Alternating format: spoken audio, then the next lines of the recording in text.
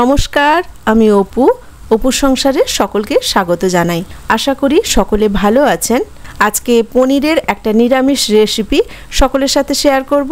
পেঁয়াজ রসুন ছাড়া সম্পূর্ণ নিরামিষ এই দুর্দান্ত স্বাদের পনিরের রেসিপি নিরামিষের দিন বানিয়ে বাড়ির সকলকে তাক লাগিয়ে দিতে পারেন। তো চলুন চট করে একবার রেসিপিটা দেখে নিই। প্রথমেই একটা মশলা বানিয়ে নেব।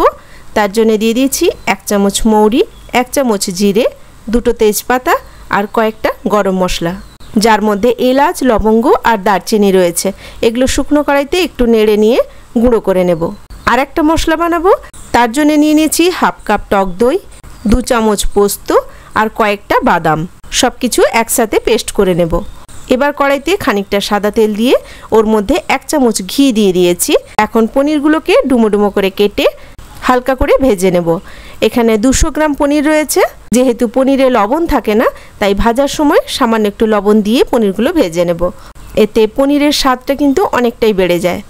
পনিরগুলো হালকা ভাজা হয়ে গেছে, এখন এগুলো তুলে নেব।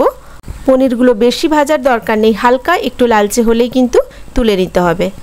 ওই তেলের মধ্যেই এখন দিয়ে দিলাম 2টো শুকনো লঙ্কা, 1 চামচ জিরে, 1 চামচ 5 ফোড়ন আর 1 চামচ আদা দিয়ে মশলাটা ভালো করে একটু কষিয়ে নেব। নিরামিষ রান্নার মশলা বেশিক্ষণ কষানোর প্রয়োজন হয় না। আদার গন্ধটা একটু চলে গেলেই ওর মধ্যে দিয়ে দেব 1/2 চামচ লঙ্কার গুঁড়ো, সামান্য চিনি, 1/2 চামচ লবণ আর সামান্য জল দিয়ে মশলাটা কষিয়ে নিতে হবে। যেহেতু পেঁয়াজ রসুন এসব পড়ে না, তাই সামান্য জল দিয়ে এইভাবে একটু কষিয়ে নিলে তরকারির কালারটাও সুন্দর আসে আর রান্নাটাও টেস্টি হয়। এখন এর মধ্যে দই আর পোস্তর যে পেস্টটা করেছিলাম ওটা দিয়ে দিলাম। পোস্তর পেস্টটা দিয়ে আরও কিছুক্ষণ মশলাটা কষিয়ে নেব। বাদাম আর পোস্তের কাঁচা গন্ধটা যতক্ষণ না যাচ্ছে ততক্ষণ কিন্তু এইভাবে গ্যাসের ফ্লেমটা লো রেখে নাড়তে হবে। এইভাবে নাড়তে নাড়তে যখন মশলা থেকে তেল ছেড়ে দেবে তখন ওর মধ্যে দিয়ে দেব জল। খুবই অল্প সময়ে রান্নাটা হয়ে যায়। মশলা বাটার যে জলটা ছিল এখন আমি ওই জলটা দিয়ে দিলাম। তরকারিতে যতটা পরিমাণ জল লাগবে সেটা মেজারমেন্ট করে এখনই দিয়ে দিতে হবে। যেহেতু তরকারিটা মাখো মাখো হবে, তাই খুব বেশি পরিমাণ জল দিয়ে নিই। মাঝারি সাইজের একটা বাটিতে আমি 1 বাটি জল দিয়েছি। মশলার সাথে জলটা ভালো করে মেখে নেব। জলটা একটু ফুটতে শুরু করলে ওর মধ্যে ভেজে রাখা পনিরগুলো অ্যাড করে দেব। ভীষণই সুন্দর হয় এই রেসিপি, মনেই হবে না পেঁয়াজ রসুন ছাড়া। তাই নিরামিষের দিন এই একটা রেসিপির সঙ্গে থাকলে কারোর কোনো আপত্তি থাকবে না, সকলেই পাত পরিষ্কার করে খাবে। পনিরটা ভালো করে মাখিয়ে নেব একসাথে। তারপর ঢাকনা দিয়ে লো ফ্লেমে মিনিট 5 ফুটিয়ে নেব।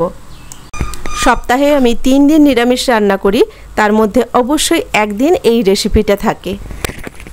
আমি কোনো সবজি দিইনি এখানে, কিন্তু চাইলে একটু গাজর, ক্যাপসিকাম এগুলো অ্যাড করেও তরকারিটা বানানো যায়, তাতেও কিন্তু খেতে খুব সুন্দর হয়। পনিরগুলো দেওয়ার পরে আমি মিনিট 5 আরও ফুটিয়ে নিয়েছি। এখন তরকারিটা একদম রেডি হয়ে গেছে। আর প্রথমে যে ভাজা মশলাটা রেডি করেছিলাম সবশেষে ওই মশলাটা অ্যাড করে দেব।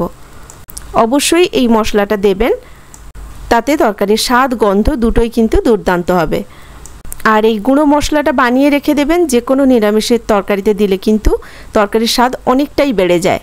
কেমন লাগলো আজকের এই রেসিপি ছোট্ট একটা কমেন্ট করে জানাবেন। আর যদি ভালো লেগে থাকে তাহলে একটা লাইক দিয়ে দেবেন। সকলে ভালো থাকবেন, সুস্থ থাকবেন। কথা হবে আবার পরের ভিডিওতে নতুন কোনো রেসিপি নিয়ে।